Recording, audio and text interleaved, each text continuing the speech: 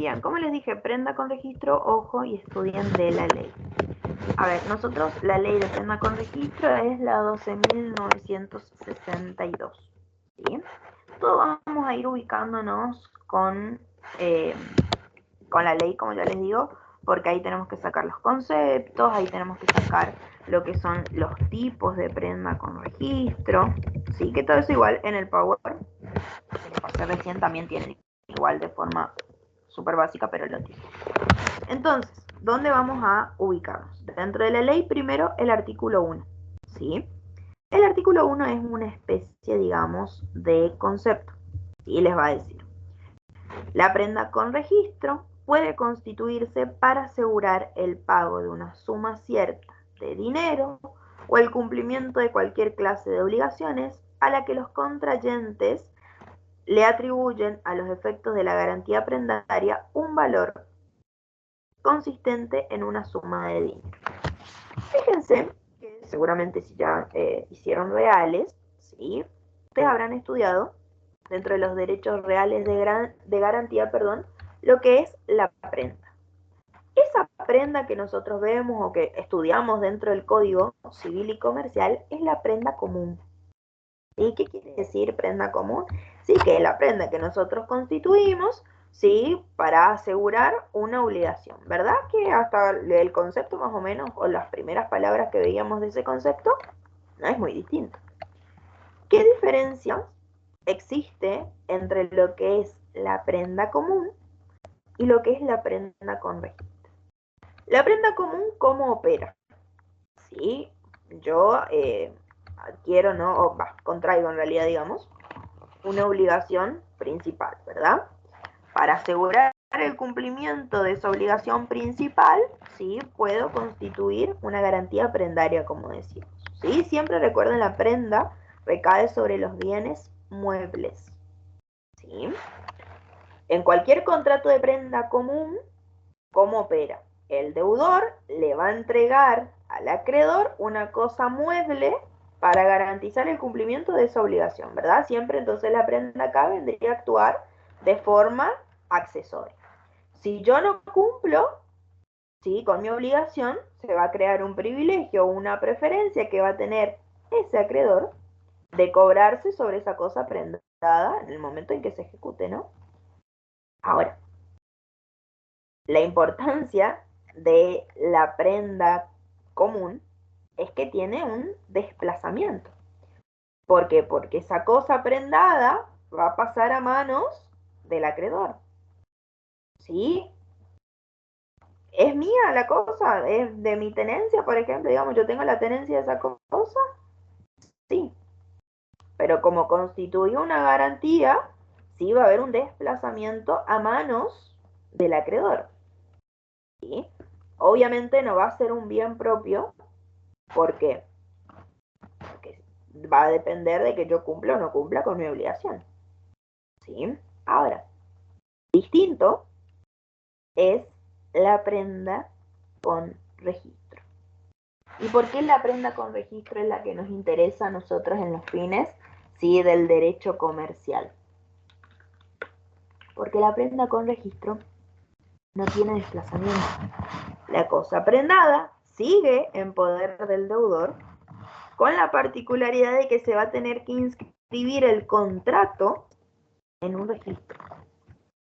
¿Qué quiere decir eso? Que, por ejemplo, yo, empresario, puedo, sí, por ejemplo, pedir un préstamo, supónganse, ¿no? Y para asegurar el cumplimiento de ese préstamo, prendo una de mis máquinas, ¿sí?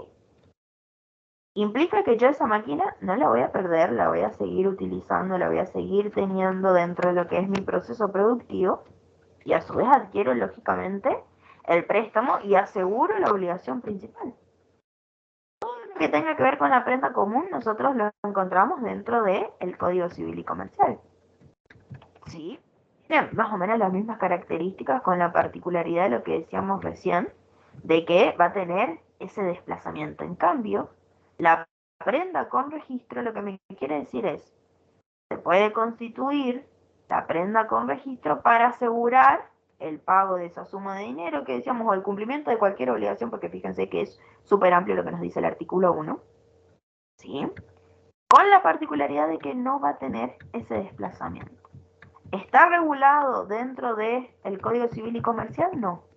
Está regulado dentro de la Ley 12.962, que tiene todo el esquema normativo, digamos, de lo que es la prenda con registro, de lo que son las dos variantes de prenda con registro, que nosotros no vamos a encontrar acá, y cuáles son las obligaciones, sobre todo, que va a tener que cumplir cada una de las partes. ¿Sí? Entonces, arranquemos o partamos de esa base. Después, la ley sí les va a decir, los bienes sobre los cuales recaiga la prenda con registro quedarán en poder del deudor o del tercero que los haya prendado en seguridad de una deuda ajena. Sé que por eso a nosotros nos interesa acá, dentro de lo que es el derecho comercial. ¿Es un derecho real? Sí. ¿Se constituye a favor de un acreedor igual que la prenda común? Sí. ¿Hay desplazamiento? No. Lo que hay en la prenda con registro es la inscripción registral de los bienes para asegurar ese cumplimiento. ¿Sí? ¿Qué es la ventaja, sí, entonces, que tiene en relación a la prenda común? ¿Sí? Entonces, acá el contrato, ojo que ese contrato que estamos diciendo que se inscribe es el contrato prendario. El contrato prendario es un contrato consensual, ¿sí? Es un contrato formal porque el registro, una vez que vos vas, te presentás ahí, te va a dar un formulario que vos lo vas a tener que rellenar con cada uno de los requisitos que te pide ahí. Es accesorio, ¿sí? Porque es un derecho real de garantía. Acuérdense siempre con el accesorio que sigue la suerte de lo principal. Si yo cumplo con mi obligación principal, por ejemplo, ¿sí? Se extingue el contrato. Es unilateral, ¿sí? Porque acá hay una sola obligación por parte del deudor y es oneroso, ¿sí? Desde el momento en que nosotros celebramos el contrato, empieza a producir sus efectos en relación a las partes, pero en relación a los terceros, recién empieza a producir sus efectos desde el momento de la inscripción. ¿Sí? La inscripción se hace en el registro, ¿sí? De créditos prendarios. Ojo, porque eso siempre pregunto. ¿Sí? Son registros seccionales de la propiedad del automotor y créditos prendarios, ¿sí? Que dependen de la Dirección Nacional, ¿sí? De la propiedad del automotor. ¿Sí? Del Registro Nacional de la propiedad del automotor y créditos prendarios. Así se llama en general. Entonces, ojo. ¿Sí? ¿Existe algún tipo de posibilidad de que el contrato prendario empieza a producir sus efectos desde el momento en que nosotros celebramos el contrato? Parecía lo que hablábamos ayer en relación al contrato de leasing, ¿sí? Y ojo, también les aclaro con eso, no se vayan a confundir prenda con registro con leasing, porque últimamente andaban haciendo preguntas en los múltiples que mezclaban los dos temas. Entonces, ojo, en las respuestas ponían parte de contrato de leasing y parte de prenda con registro. Entonces generaba, obviamente, una confusión, porque si yo leía solamente la primera parte, por ejemplo, iba a pensar que era contrato de leasing, y al final estaba contestando mal. Entonces, ojo, no lo vayan a confundir. Decíamos, para que produzca, ¿sí? Sus efectos contra los terceros, desde el momento en que se celebra el contrato, la inscripción se tiene que hacer dentro de las 24 horas. Si pasa ese término, sí, recién va a producir sus efectos desde el momento en que se presente al registro. ¿Qué les quiero decir con esto? Imagínense que yo voy a prender mi máquina, como decíamos. Y resulta, bueno, celebré nuestro contrato, sí, fuimos prenda, el contrato prendario, ¿no? Hoy, 25 del 1, ¿sí? Resulta que yo tengo a la par otro acreedor que me quiere venir a ejecutar el bien, ¿sí? Si ese contrato está inscrito dentro de las 24 horas, o sea, mañana, que yo haya celebrado el contrato, es oponible a ese acreedor. O sea, que ese acreedor no va a poder venir a cobrarse de ese bien particular. No va a poder pedir, por ejemplo, el embargo de ese bien para cobrarse su crédito, porque le pertenece a otro acreedor. Y ese acreedor en ese momento tiene un crédito privilegiado sobre ese bien. ¿Sí?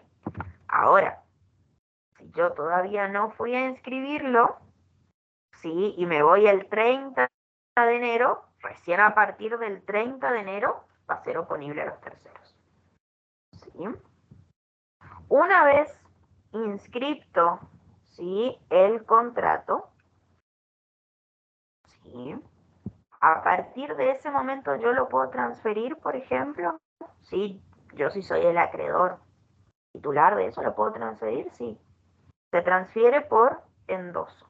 Una vez endosado el contrato, ¿sí?, ese endoso también tiene que presentarse en el registro para que produzca los efectos contra terceros. Si eso no se hace, ¿sí?, no es oponible. ¿Sí?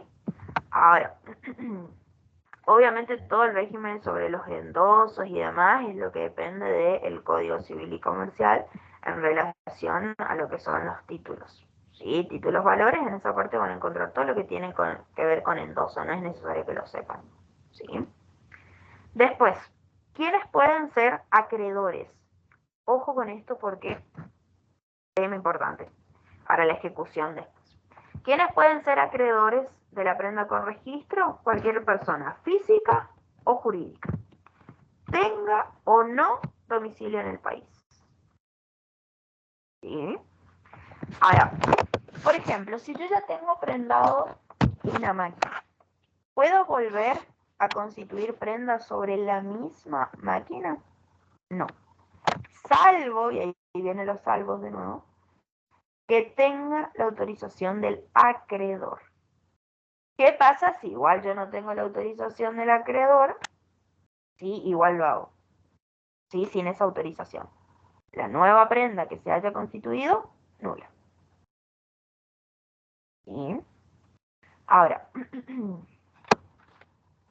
¿qué pasa si, por ejemplo, lo prendado que nosotros tenemos no es una máquina, sino es mercadería? ¿Puedo prendar mercadería? ¿Puedo prendar materia prima? Sí. Ahora vamos a ver las clases de prenda. Imagínense que en vez de mercadería es materia prima. Tengo harina. ¿Sí? ¿Se puede industrializar lo prendado? Sí. Industrializar es, sí, someterlo a un proceso de transformación que después nos va a arrojar, lógicamente, un producto nuevo. Bien, ¿lo puedo industrializar a esa harina? Sí, tengo pan ahora. Bueno, ahora lo sometido a la prenda, sí, es el nuevo objeto. ¿Sí? El producto nuevo que surja de la industrialización queda sujeto a la prenda. ¿Sí? Ahora, ¿puedo vender el bien prendado? Reglas generales que no. Salvo que el nuevo dueño, ¿sí?, o sea, el adquirente, se haga cargo de la deuda. Sí, va a tener que garantizar. Sí, ahí vamos a ver, por ese momento no, dos deudores. El nuevo, o sea, el adquirente, y el enajenante, yo empresario que vendí mi bien. ¿Sí? Que van a tener que responder ambos frente al acreedor. ¿Sí? Toda esta cuestión siempre tiene que pasar por el registro.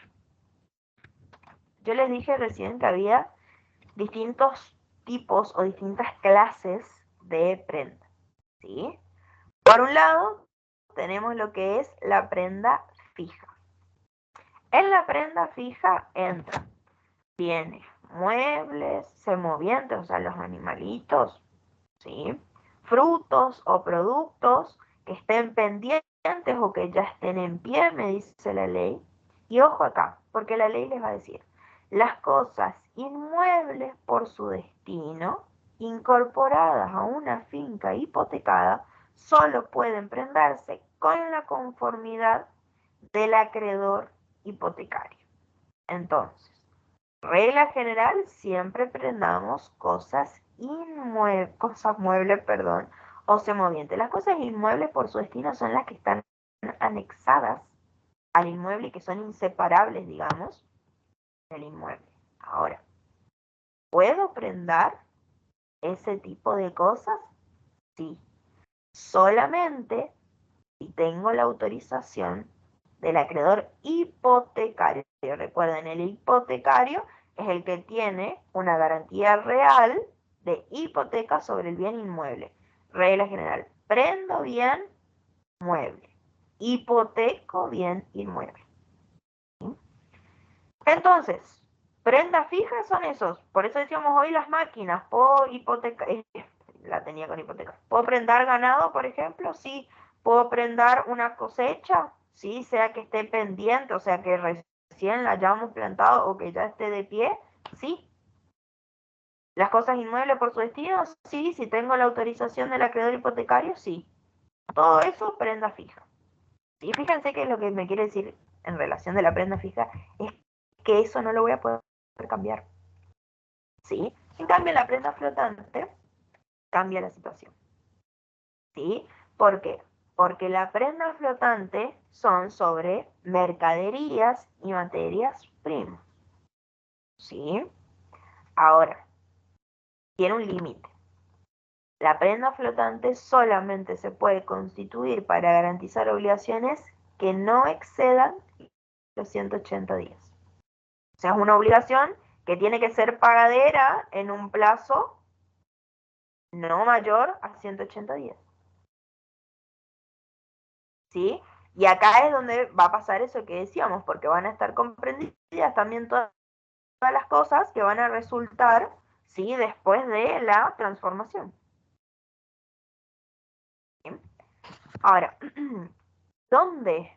Vieron que nosotros decíamos tenemos que inscribirlo, ¿sí? En el registro, o en las dependencias en realidad, del registro de créditos prendarios, ¿verdad? Ahora, ¿de qué seccional? ¿De qué jurisdicción? Siempre del domicilio del deudor prendario.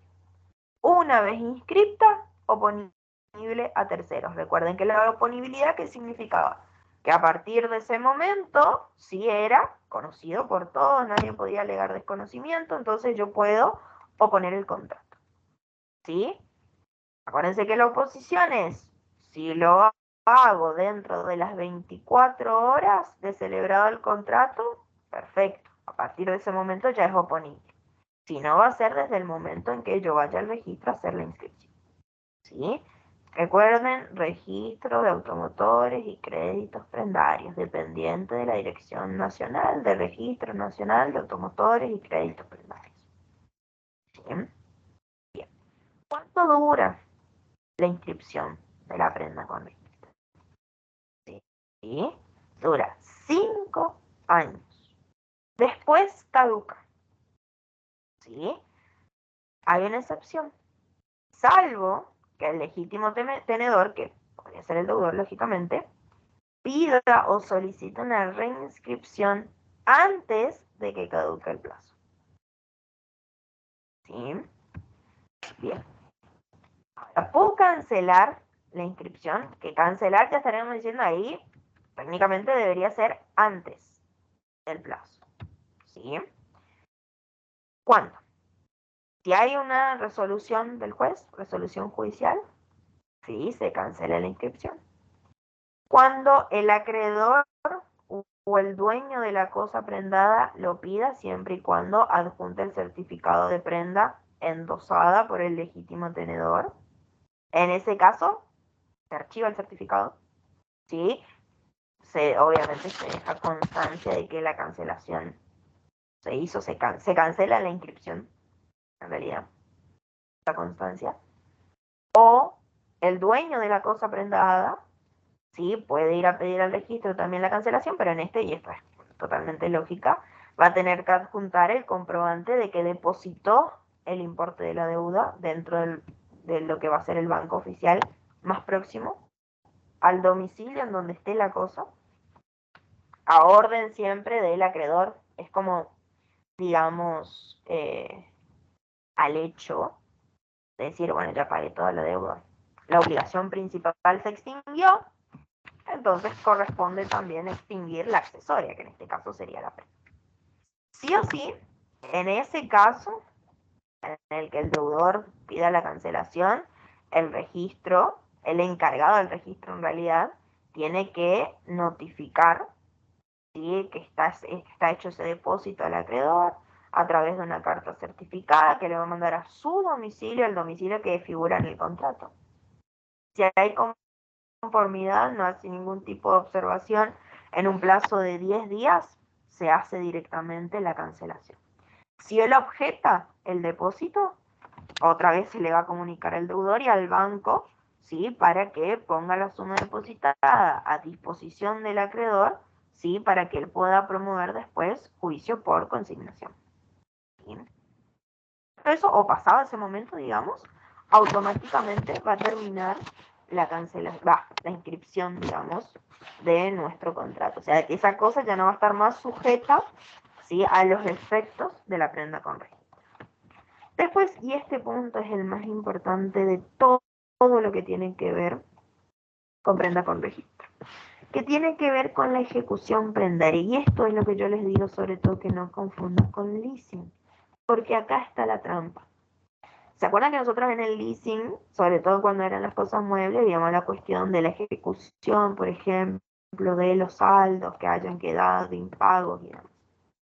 Bueno, acá va a pasar lo mismo. No de los saldos, sino de la cosa directa. El artículo 39 es donde ustedes tienen que poner el ojo. Dos tipos de ejecuciones les dije yo que va a haber acá. Uno va a ser la ejecución ordinaria o puntual, digamos, donde el acreedor tiene que ir frente al juez, presenta el certificado de prenda con registro, que el certificado de prenda con registro sí abre la vía ejecutiva, que es directamente ejecutar lo que dice el contrato, y va a pasar a cobrar el crédito, intereses, costas, ¿sí? El juez va a librar un mandamiento de embargo y después la venta, ¿sí? En ese momento, el deudor se puede oponer, ¿sí?, porque va a poder oponer excepciones, y el juez va a ver si hace lugar a esas excepciones o continúa con el proceso.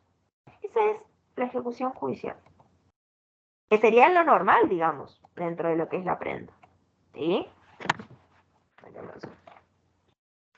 Que sería lo normal. Pero, como yo les dije, el artículo 39 es donde ustedes se van a tener que enfocar, que es la posibilidad de hacer la ejecución extrajudicial. ¿Qué es lo que le quiero aclarar con esto? La regla es la ejecución judicial, en la que yo sí o sí me tengo que ir frente al juez, tengo que presentar la demanda de ejecución, ¿sí? Voy a tener que acompañar el contrato de crédito prendario, ¿sí? Y una vez que yo haga eso, ¿sí?, el juez va a librar el mandamiento de embargo, que es que va a ir el oficial a la casa, ¿sí?, o al domicilio en realidad del deudor, va a ver el bien, se va a embargar ese bien, y una vez embargado después se procede directamente a vender. Si mi deuda es de 1.000.000 de pesos y el bien que se vendió se vale 2 millones, el primero que se cobra de ese bien, ¿sí?, el 1.000.000 completo, va a ser el acreedor prendario. ¿Puedo poner excepciones? Sí, por ejemplo, puedo decirle al juez que él no es el competente para entender en ese caso, o que yo ya pagué la totalidad. ¿Sí? La idea de oponer la excepción es que no prospere, ¿sí? No prospere en este caso la ejecución. Regla: siempre ir frente al juez. La excepción, artículo 39. Les leo. Cuando el acreedor sea una institución oficial o bancaria, se prescindirá del trámite judicial, procediendo el acreedor a la venta de los objetos prendados en la forma prescripta. Les va a hablar del Código de Comercio, descarten, sin perjuicio de que el deudor pueda ejercitar un juicio ordinario. Los derechos que tenga que reclamar al acreedor Para facilitar la venta prevista en este artículo, ante la presentación del certificado prendario, el juez ordenará el secuestro de los bienes y su entrega al acreedor, sin que el acreedor pueda promover recurso alguno. El trámite de venta extrajudicial preceptuado en este artículo no se suspenderá por embargo de los bienes ni por concurso, incapacidad o muerte del deudor. Fíjense que en el judicial nosotros decíamos el juez va a mandar un mandamiento de embargo y venta. Venta que se va a hacer por remate, sí, judicial. Y a través de un martillero judicial. Pero el artículo 39 les dice, si el acreedor en este caso es una institución oficial o bancaria, no es necesario el trámite judicial. Trámite judicial de la venta nomás. ¿Sí?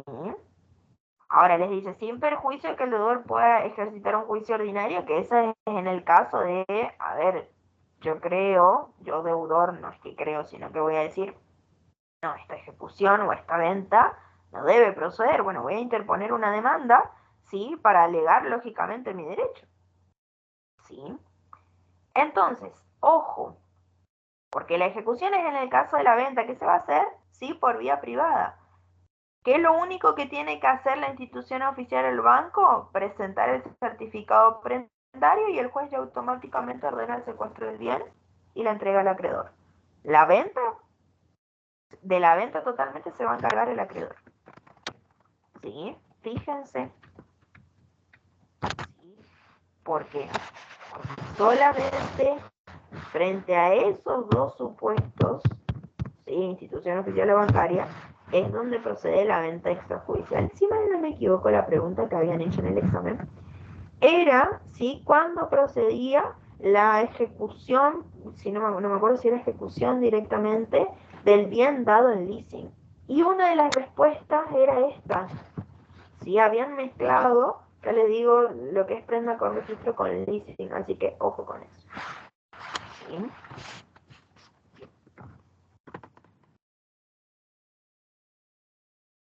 Bien, de prenda con registro es eso, ¿sí? Sobre todo, yo les digo, este artículo es el más importante. Voy a enviarles crédito documental.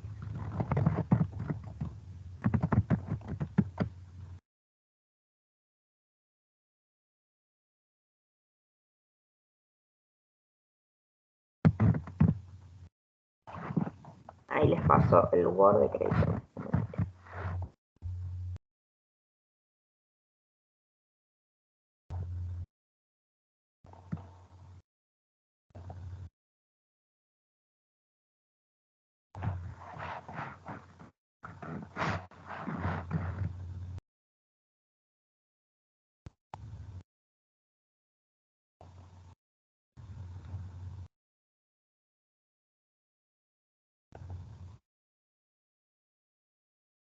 Bien.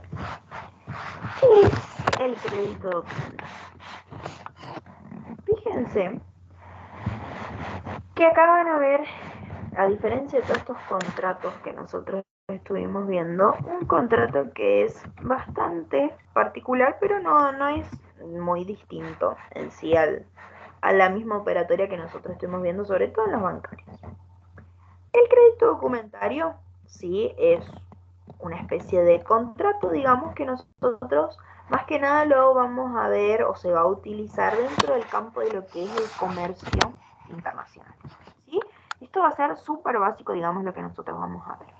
Entonces, si nosotros hablamos de comercio exterior, por ejemplo, es moneda corriente hablar de los créditos documentarios. ¿Sí? El crédito documentario tiene tres funciones fundamentales. Uno es una función de garantía, la otra es una función de pago y la última es una función de financiación. ¿Sí? Entonces, ¿cuál sería el funcionamiento básico, digamos, de un crédito documentario? El crédito documentario ustedes lo tienen que ver como una especie de mandato de pago. Acá nos vamos a encontrar con tres partes, en principio. Por un lado va a estar el exportador, por otro lado va a estar el importador y por otro lado va a estar el banco. Exportador, ¿sí? Va a ser directamente, podríamos decirle en vez de exportador, digámosle vendedor y comprador, ¿sí? El importador se va a ir a su banco, que digamos que puede ser el comprador, va a ir a su banco, ¿sí? Para que el banco, ya sea de forma directa o a través de otro banco que nosotros vamos a poder llamarle corresponsal o notificador, para que ese banco le pague al exportador el importe de la operación. Imagínense, yo quiero comprar café de Colombia. Bueno, porque vendo café de Colombia, ¿no? Bueno, entonces, me voy a mi banco y le voy a pedir a mi banco una apertura de crédito a favor de Juancito el colombiano.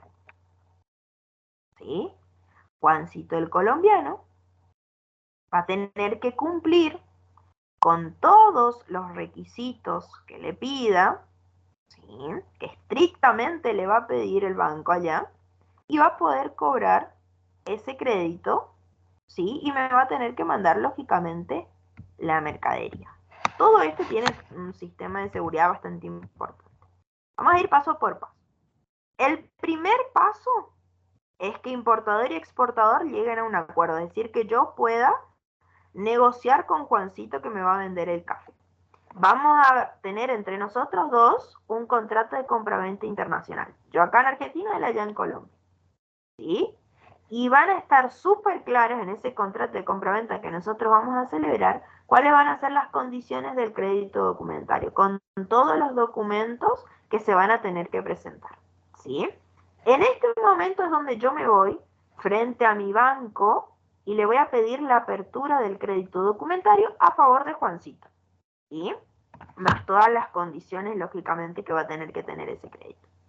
El segundo paso ya depende 100% del banco, ¿sí? Del banco emisor, del banco importador, que recibe la solicitud de crédito de mi parte, que estudia la documentación, que estudia el riesgo también de la operación y va a decir si la aprueba o lo deniega.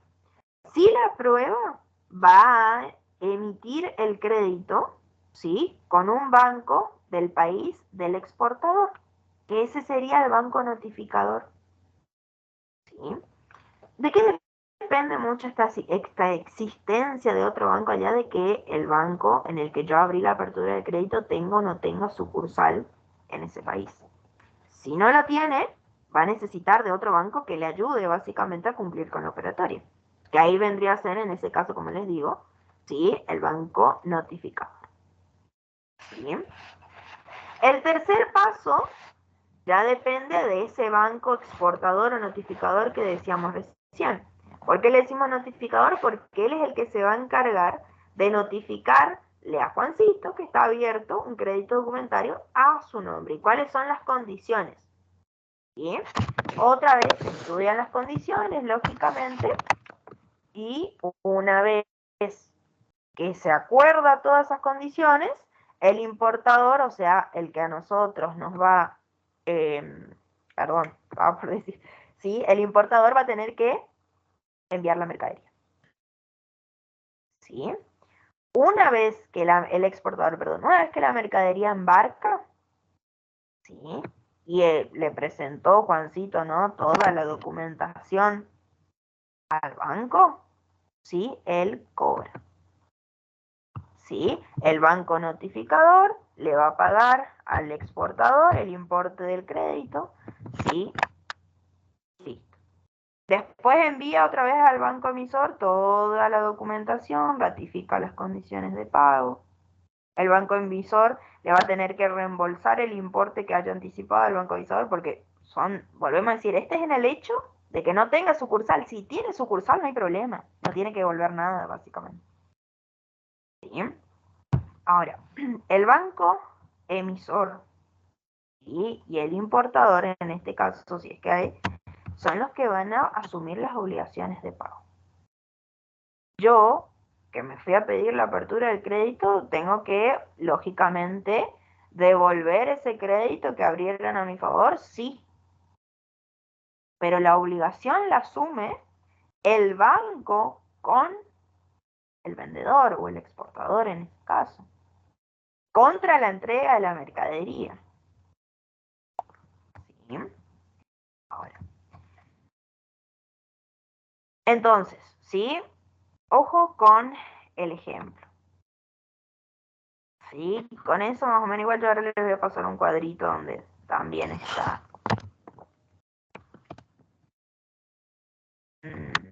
especificado.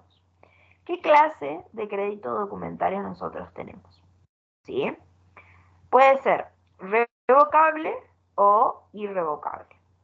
El revocable, sí, a ver, no tiene mucho sentido porque permite, llegado el momento, de ser anulados después de que ya se hayan emitido. O sea que deja de cumplir esa función de garantía que nosotros decíamos al principio, no la cumple.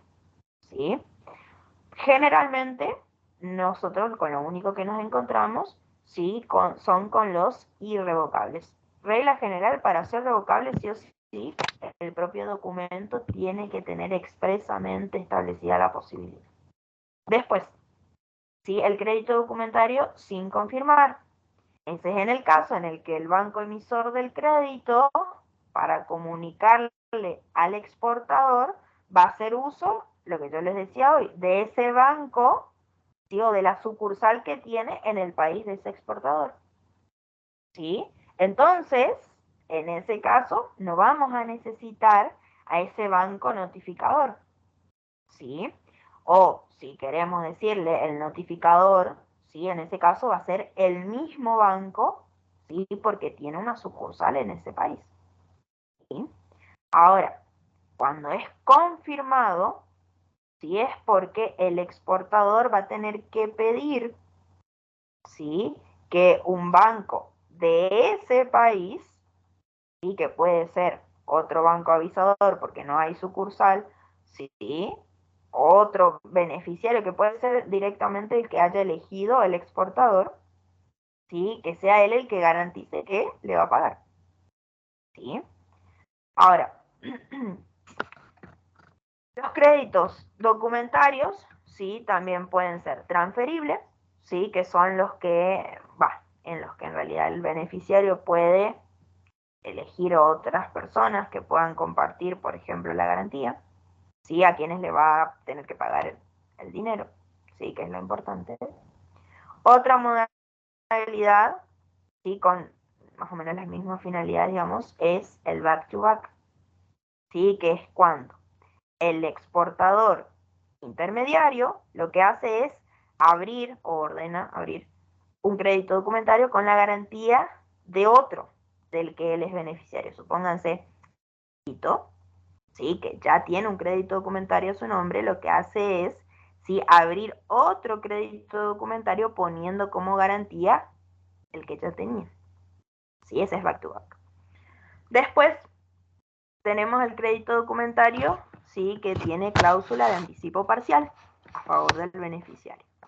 Antes de entregar la documentación, él ya va a poder cobrar parte, ¿sí? De ese crédito. ¿Sí? Y acá nos vamos a encontrar con el cláusula roja o cláusula verde. ¿Sí? Si es cláusula roja, sí o sí va a tener que va a recibir en realidad ese anticipo de fondos, ¿sí? Sin nada, sin necesidad de tener que constituir ningún tipo de garantía ni nada. En cambio, si es verde, sí o sí necesita acreditar, sí, estar en propiedad de la mercadería.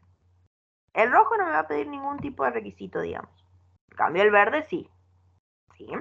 Y después, por último, tenemos el crédito documentario revolving, ¿sí? Que es el que se puede utilizar o reutilizar en realidad durante un determinado periodo de tiempo. O sea que yo uso, ¿sí? Cierta cantidad de ese crédito documentario y después lo vuelvo a tener, ¿sí? Se vuelve a renovar. O sea, en el caso en que las operatorias, digamos, entre esas dos partes continúen. ¿Sí?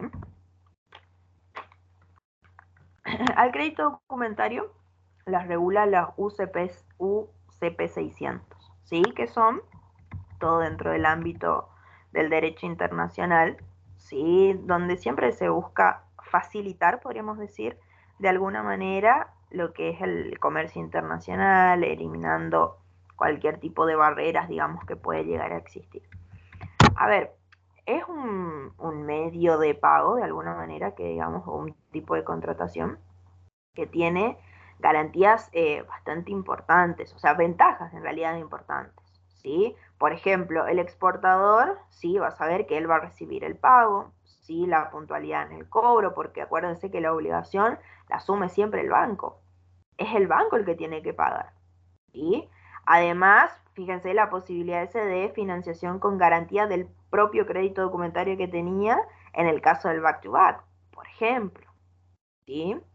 El importador también va a tener seguridad sobre la fecha y las condiciones en el que él va a recibir esa mercadería, más allá también que va a estar avalada la solvencia frente al exportador, porque volvemos a repetir, el que paga es el banco. Ahora, las desventajas sí que tiene es que es bastante, un costo en realidad bastante elevado, ¿sí? Después también que al exportador se le puede llegar a complicar si no está, si es nuevo, digamos, dentro del ámbito del crédito documentario, sí, puede tener una dificultad a la hora de presentar todos los documentos. Sí, bien. Crédito documentario. Ahora sigamos. Tenemos crédito documentario y vamos a... después le voy a pasar la foto que les dije. Ahora vamos a... Creo que es contrato de arbitraje, si no me equivoco.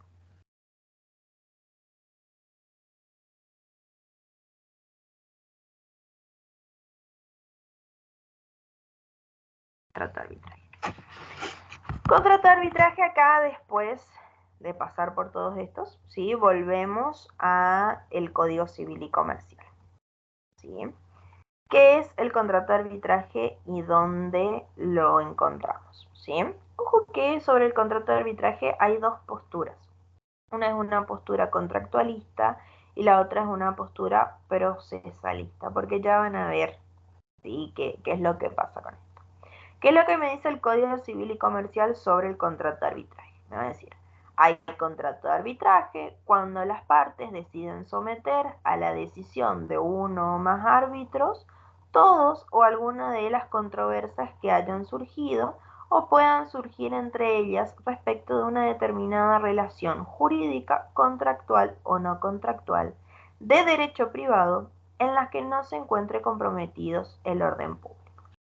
¿Qué es entonces el contrato de arbitraje? Sí, es cuando, supongamos que nosotros celebramos un contrato de compra-venta y en ese contrato de compra-venta tenemos una cláusula que nos va a decir, bueno, en caso de conflicto nos vamos a someter a arbitraje. Así como podemos tener la misma cláusula que nos diga a la competencia del juez número tanto, ¿sí? Civil y comercial número tanto de la provincia de... Bueno, en este caso decidimos someternos a arbitraje. ¿Quién es el árbitro? El árbitro es un tercero imparcial, ¿sí? Que va a venir a dirimir nuestro conflicto, ¿sí? Va a tener la misma función que el juez, ¿sí? ¿Sí? Va a actuar de la misma manera. Como yo les dije, hay dos posturas en relación al contrato de arbitraje. Una es la contractualista y la otra es la procesalista. La contractualista sí me va a decir, sí, a ver, el contrato de arbitraje depende, o la fuente del contrato de arbitraje es la voluntad de las partes, plenamente autonomía de la voluntad. ¿Sí? La idea de la existencia entonces del contrato de arbitraje es el uso que van a hacer las partes de la facultad de renunciar, por ejemplo, a la justicia. O sea, acceder a un juez, ¿sí? Y encuadrarnos dentro del contrato de arbitraje, ¿sí? Equiparable a un contrato privado, porque, como yo les dije, vamos a tener una cláusula que nos va a remitir al contrato de arbitraje, ¿sí? Entonces, es una manifestación del poder de decisión que tienen las partes sobre sus relaciones jurídicas, siempre que sean las que están permitidas. ¿sí? Después tenemos la procesalista. La procesalista no mira el origen o la fuente que da origen al contrato de arbitraje, sino va a mirar la función que cumple el árbitro. Que la función que cumple el árbitro es jurisdiccional y que es la misma que se le otorga a los jueces. Nada más que va a decir es una especie de un juez privado. ¿Sí? Ahora, lo que sí dicen los procesalistas es el contrato de arbitraje o el arbitraje en sí o el proceso arbitral no es una variante, ¿sí? Es una variante en realidad de lo que es un proceso judicial, con la salvedad, ¿sí?, de la forma en el que el árbitro va a tomar su decisión, que ya van a ver cómo va cambiando. ¿Cuáles son los caracteres del contrato de arbitraje? Tenemos, es formal, sí o sí, tiene que haber un acuerdo de partes. Puede ser un acuerdo que ya van a ver que puede estar dentro del propio contrato, como yo les dije recién, de compra-venta, o puede ser un acuerdo autónomo, o sea, aparte, que se lleve de forma independiente. De igual manera nos sometemos al arbitraje. Después, sí, puede estar, otro carácter, perdón, es que está reglamentada, ¿sí? A ver, ustedes van a encontrar dentro del Código Civil y Comercial cuáles son las pautas, ¿sí?, que hay que seguir, por ejemplo, en la elección del árbitro, cómo tiene que elegir el árbitro, bajo qué sistema de arbitraje, ¿sí?, hay que someterse y demás. En principio son las partes, ¿sí?, lo que lo van a reglamentar, pero si las partes no lo reglamentan, ¿sí?, tenemos las formas supletorias del Código Civil y Comercial. Después es que es autónoma, ¿sí? Es independiente del contrato en que se relaciona. ¿Qué quiere decir eso? ¿Vieron que yo les dije recién? ¿Sí? Podemos tener celebrado el contrato de arbitraje dentro del mismo contrato de compra-venta o bien, ¿sí?, en un contrato aparte, un convenio aparte. Ahora, cuando está, por ejemplo, de ese contrato de compra-venta y que después nuestro contrato de compra-venta se declare nulo por algún motivo, eso no afecta a la cláusula arbitral. Por eso es totalmente autónomo. Autónomo del contrato en el que se relaciona. ¿Sí? Después es que es plenamente voluntaria, ¿sí? Tiene que haber como un acuerdo entre las partes para poder llevarlo a cabo, ¿sí? Las clases de arbitraje tenemos dos. Uno es el arbitraje de amigables componedores y el otro es el arbitraje de derecho. En el arbitraje de amigables componedores, el juez, el árbitro, este tercero imparcial, ¿sí?, puede ser cualquier persona, que puede tener cualquier profesión, que independientemente, si a la hora de decidir, lo puede hacer ajustándose a derecho o no, siguiendo lo que es su íntima convicción, ¿sí?, libremente. En cambio, el de derecho, ¿sí?, que puede ser de derecho internacional o de derecho nacional, ¿sí?, acá es cuando sí o sí el árbitro que va a decidir la cuestión se va a ajustar, ¿sí?, a las normas básicamente que nosotros tenemos. Por ejemplo, si es nacional, será internamente, ¿sí? Y sobre todo, ¿sí?, siempre en el caso de que no se establezca qué tipo de arbitraje es, se entiende siempre que es de derecho, ¿sí? ¿Qué forma me exige el código para celebrar un contrato de arbitraje? Siempre que tiene que ser escrito, ¿sí?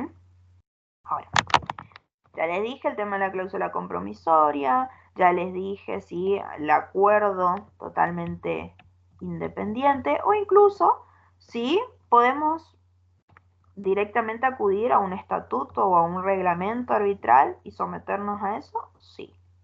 Ahora, no toda cuestión sobre la que nosotros podamos llegar a tener un litigio sí se puede resolver por vía arbitral. ¿Cuáles son las controversias excluidas? Y esto Código Civil y Comercial también, ¿sí? Cuestiones relacionadas a el estado civil o capacidad de las personas, cuestiones de familia, derechos de consumidores y usuarios, contratos de adhesión, relaciones laborales y controversias en las que sean parte estados nacional o local. Les aclaro bien, el contrato de arbitraje va a recaer sobre todo en lo que son cuestiones comerciales o de comercio en sí y siempre patrimoniales. ¿Sí? Fíjense, a ver, lo que tiene que ver estado civil o capacidad de las personas, que tiene que ver con derechos personales, podríamos decir, en ese sentido, totalmente excluido. Lo mismo las cuestiones de familia. Yo no puedo someter a un proceso arbitral una cuestión de alimentos, de filiación. Derecho de consumidores y usuarios tampoco se puede, si bien pueden ser patrimoniales, lógicamente, el hecho es que el consumidor y usuario, que es la parte débil dentro del contrato. Entonces, no lo podés sacar, digamos, de la posibilidad de acudir frente a un juez. Lo mismo va a pasar en los contratos por adhesión. En los contratos por adhesión yo no negocio. ¿Sí? Para que se pueda dar el contrato de arbitraje tiene que ser voluntario y en los contratos de adhesión la voluntad es unilateral. La otra parte lo único que acepta o no acepta son las condiciones que le propone el otro. En las relaciones laborales pasa lo mismo. ¿Sí? La situación de inferioridad en la que se encuentra en este caso el trabajador, ¿sí? Le impide, en principio, porque ojo que está el arbitraje también en derecho laboral, sí, pero le impide en principio ir a un arbitraje privado en sí. ¿Sí? Después, ¿qué podemos convenir dentro del contrato de arbitraje? ¿Dónde se va a desarrollar? El idioma en el que se va a desarrollar, cuál es el procedimiento que van a tener que seguir los árbitros, ¿sí? El plazo que tienen los árbitros para dictar el laudo del árbitro igual a sentencia al juez. ¿Sí? Después, la confidencialidad de eso es muy importante. El contrato de arbitraje es siempre confidencial. ¿Sí? Y después, cómo se tienen que pagar las costas del arbitraje. ¿Sí?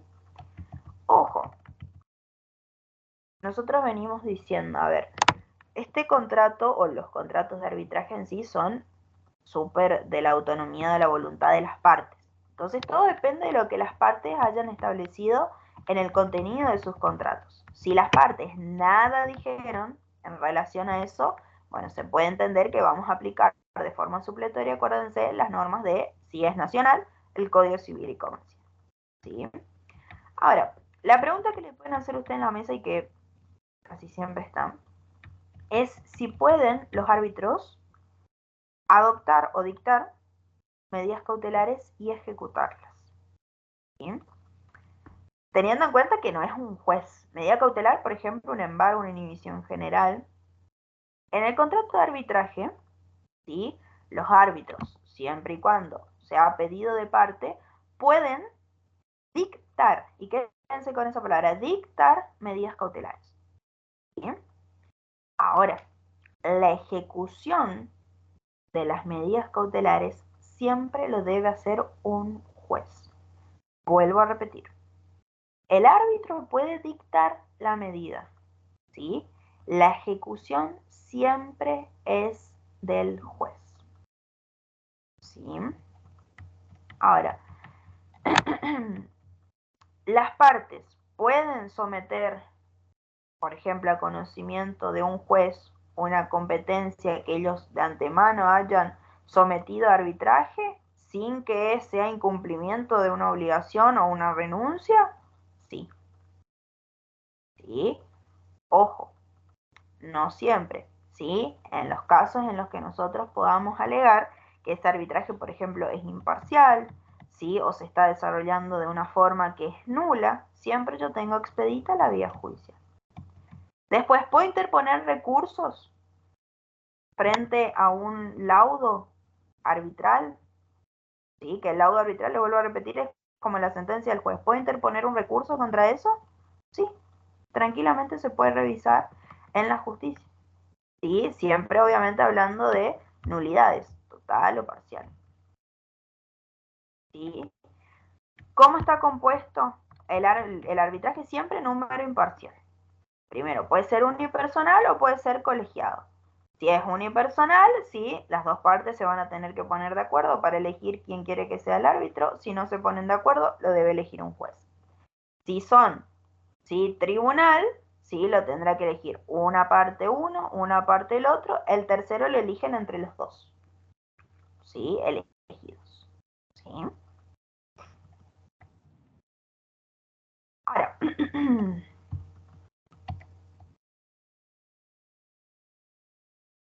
¿qué es necesario o qué requisitos tiene que cumplir una persona para ser árbitro? ¿Sí? Lo único que me pide la ley, si ustedes se fijan, es tener capacidad civil plena. ¿Sí? Ahora, puede ser que las partes en sí que tengan el conflicto sean los que decidan, ¿sí?, ciertas condiciones acerca de, por ejemplo, la nacionalidad, la profesión, la experiencia. Cuando es institucional, por lo general, casi siempre los árbitros son abogados. Bien. Ahora, vieron que si ya cursaron procesal, o Emilce, por ejemplo, que ya está viendo procesal, dentro de lo que es en materia de jueces, nosotros sabemos que si el juez ve afectada su imparcialidad en relación al proceso o a las partes en sí, puede recusarlo. Y ahora la pregunta es, ¿los árbitros también se pueden recusar? Sí. Sí, procede la recusación con justa causa del artículo 17 del Código Procesal. ¿Sí? Que sea amigo, que sea pariente, que sea enemigo. Sí, son todas las mismas causales para los jueces, son también causales de recusación para los árbitros. ¿Sí? Ahora, ¿quién resuelve la recusación? Si es arbitraje institucional, por ejemplo, o sea, tenemos instituto de arbitraje, lo tiene que resolver, ¿sí?, la entidad administrativa del arbitraje, y si no, lo tiene que hacer un juez. ¿Sí? Ahora, los árbitros, lógicamente, hay que pagarles, ¿sí? Tiene que pagarles su remuneración. Ahora, ¿quién les paga? ¿Sí? Las partes. Y se va a regular. Ahora, si no les pagan o si no está regulado dentro del contrato de arbitraje, si esa regulación lo tiene que hacer un juez, ¿sí? Tribunal judicial nuevamente. Ahora, otra cosa importante, ¿sí? La competencia de los árbitros dura mientras dura el litigio, ¿sí? Mientras dura el litigio. Una vez que terminó el arbitraje, se terminó la competencia de ese árbitro para conocer en ese caso, ¿sí?